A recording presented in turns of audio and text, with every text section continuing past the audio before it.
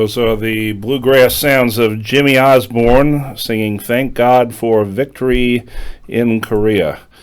I titled this section The Sequel in Korea, which is in many ways the final chapter of the Second World War.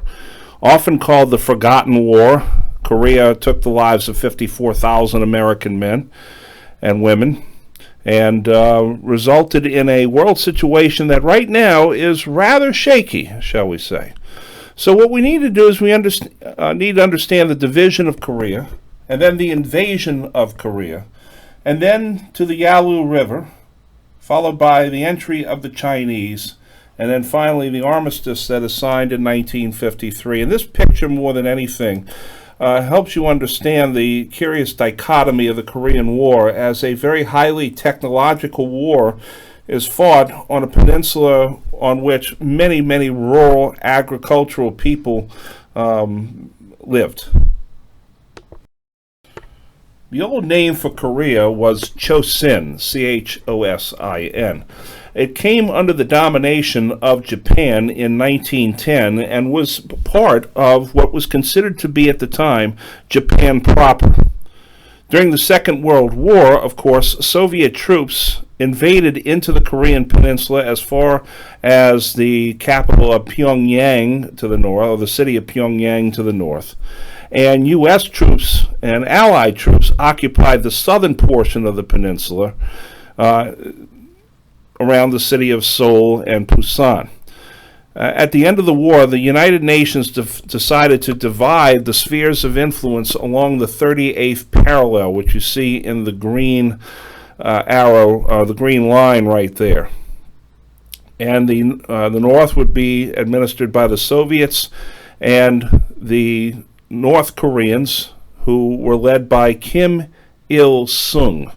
Kim Il-sung is the grandfather of the current leader of Korea, North Korea, Kim Jong-un, or as I call him, Little Kim. He was Soviet. Kim Il-sung was Soviet-backed and put together an industrial Marxist-style country with its capital at Pyongyang. I'm going to be able to speak clearly in about 10 minutes, I think. The South, which was the U.S.-run portion, was established as the Republic of Korea under an elderly doctor named Syngman Rhee. This was a largely agrarian region of Korea.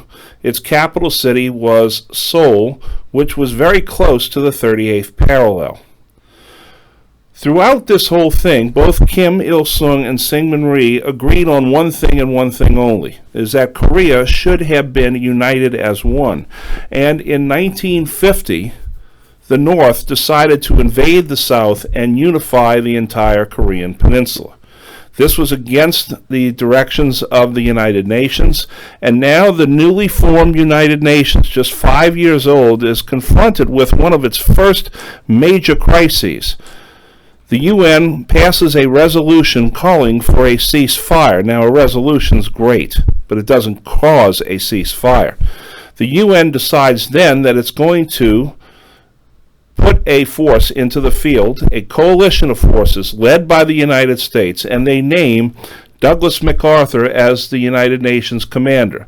Douglas MacArthur, who was serving as the military governor, or proconsul, if you will, of Japan, received word that the Korean War was beginning, and he responded, Mars's last gift to an old soldier.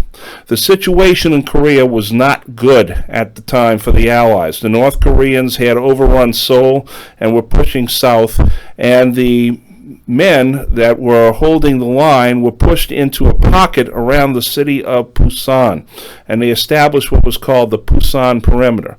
Well, the first thing MacArthur does is he tells every one of the occupation forces in Japan, get a rifle and get over to Korea. But wait a minute, sir. We are clerks. We are typists. We're bakers. He says, you are soldiers first. You know how to fire a weapon. Get over there. And so MacArthur throws as many people as he can spare to the Busan Perimeter. But he's not going to stay at the Busan Perimeter. He's going to come up with one of the greatest and perhaps most reckless invasion plans in the entire history of military warfare. On the left is Syngman Rhee, and on the right is Kim Il-sung, whose son Kim Jong-il became the dear leader, and now Kim Jong-un is the current dear leader of Korea. Now MacArthur plans his master stroke. On September the 15th, 1950, he sends the United States Army and Marines to Incheon, which is the port city that serves the city of Seoul. He is going to land his army behind the lines. Now, in order to do this, he has to land his army at precisely the right moments because the tides at Incheon range 40 feet. And if he doesn't pull his ships out in time after getting the soldiers debarked, then the ships will be stranded on the sand and they will be sitting ducks. He pulls it off and destroys the North Korean army in the process. Now, the UN resolution was for the North Korean army to evacuate the South. There's no other part of that resolution. Now Douglas MacArthur becomes, once again, Douglas MacArthur, and decides the time is right, we are going to unify the Korean Peninsula. There's one little problem. Many of MacArthur's advisors are telling him that the North Koreans apparently are not fighting alone. They are seeing evidence that there's another army that is helping them, at least in an advisory capacity, and maybe even in a greater capacity, and that is the Chinese. When the war broke out and the U.S. was beginning to push forward, again, the Cold War, remember, neither of the two nations involved in the Cold War fought each other directly. Stalin, who was supporting the North Koreans, goes to Mao and he says, I'll tell you what, I can't go fight the U.S. directly. That'll start World War III. But you can start fighting the U.S. directly. And Mao says, well, I'm not going to do that, but what I am going to do is I'm going to send Red Army groups over and I'm going to claim that they are simply volunteers to help another communist power. And they do that. And by the way, after September of 1950, it is starting to get very cold on the Korean Peninsula. The northern monsoon winds are coming off of the Siberian Plateau. This makes Korea a very cold place in the winter. The Yalu River, which is the border between China and North Korea, freezes over, and the Red Chinese volunteers had used the frozen Yalu River to pour over and infiltrate and then invade en masse. And once again now, despite his belief that the Chinese wouldn't get involved, MacArthur finds himself in a very serious situation. The U.S. forces are now in full retreat back across the 38th parallel. But in the midst of all this comes one of the great heroic stories and one of the great stories of the Marine Corps. Around a hydroelectric dam-made lake called the Chosin Reservoir, remember Chosin, the old name for Korea, which was frozen over, the United States Marine Corps now found itself cut off from the coast and from their lines of supply. And so they reversed their army and began attacking southeast toward the port of Hungnam. When one of the reporters asked the Marine Corps general, what is the nature of this retreat? The general said, this is not a retreat. We are attacking in the opposite direction. The Chosin Reservoir did not lose a single man. Not a single dead man was left behind for the Chinese to despoil, and only 7 prisoners of war were captured. The reason that this retreat was so successful was because we had absolute air superiority during this retreat.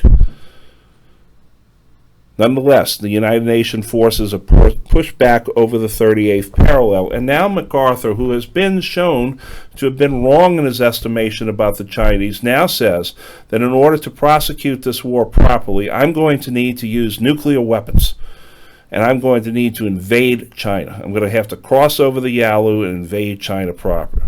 And President Truman says, if we do that, General MacArthur, we will start a much wider war, and we do not want to start a nuclear war.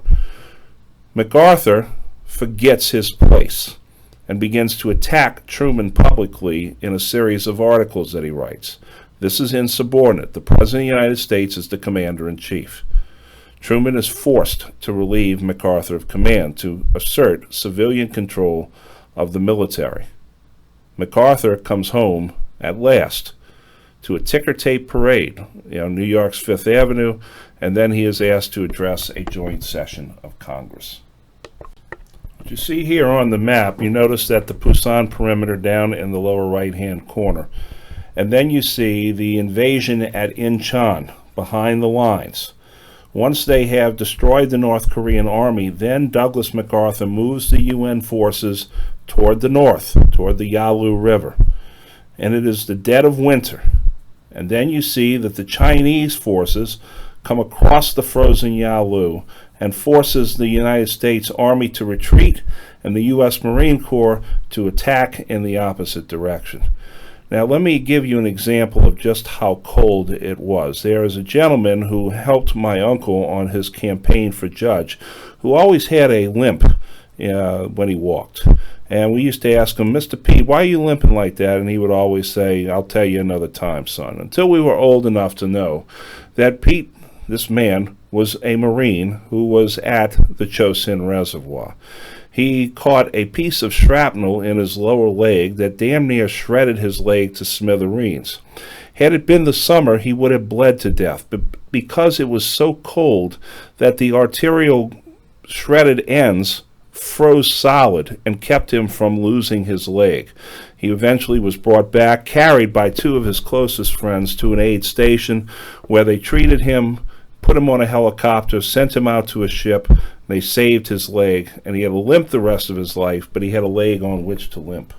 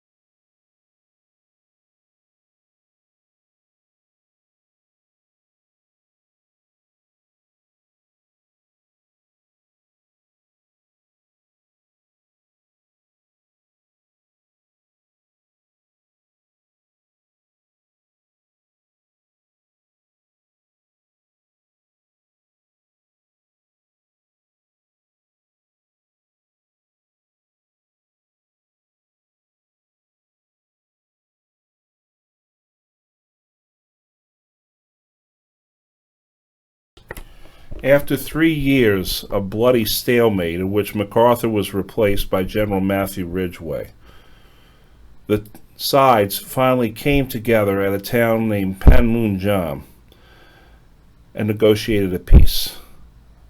The peace was drawn out as well. The UN forces, represented by the Americans, the British, and a variety of other forces, negotiated with China, North Korea, and South Korea. And just to show you just how much diplomats can really make a mess of things, they argued for about 2 weeks over how the table would be shaped while men were dying. They signed the armistice on July the 26th, 1953. The armistice terms were very simple. The 38th parallel would be restored. This is not a peace treaty. A state of war still exists between the United States and North Korea. And the legacy of Korea is that it is the forgotten war. And we have lasting problems with North Korea to this day. And the signs are pointing toward the possibility of a war with that nuclear nation. There's a belief also that comes out of the Korean conflict that you can survive with split nations, that one nation split into two is not necessarily a bad thing. That is going to kind of bite the United States on the rear end. And then there is, of course, the great story about the Korean War in the book that was made into a movie, that was made into a TV series, MASH, Mobile Army Surgical Hospital, which was the #1 show running. The final, the series finale of MASH in 1983-84 was the most watched television program in all history until the New Orleans Saints won the Super Bowl. The picture you see there is called the Freedom Tower, erected by the North Koreans, who love to build these big giant things, even though they don't have enough money to feed their people, because they keep one of the largest militaries on the face of the earth. The book MASH was written by the author Richard Hooker, and that is the cover of the book. That was later turned into a movie starring Elliott Gould, Donald Sutherland, Sally Kellerman, Tom Skerritt, Robert Duvall, and Fred the Hammer Williamson. It then was turned into an award-winning TV series, MASH, that for the first 3 years was a comedy wrapped around the seriousness of war, and then for its last 8 years was a serious comedy, so to speak. And in the lower right, you see the late Wayne Rogers on the left, who played Dr. John McIntyre, nicknamed Trapper John. And on the right, the very young-looking Alan Alda, who played Dr. Benjamin Franklin Pierce, who went by the nickname Hawkeye. And it's about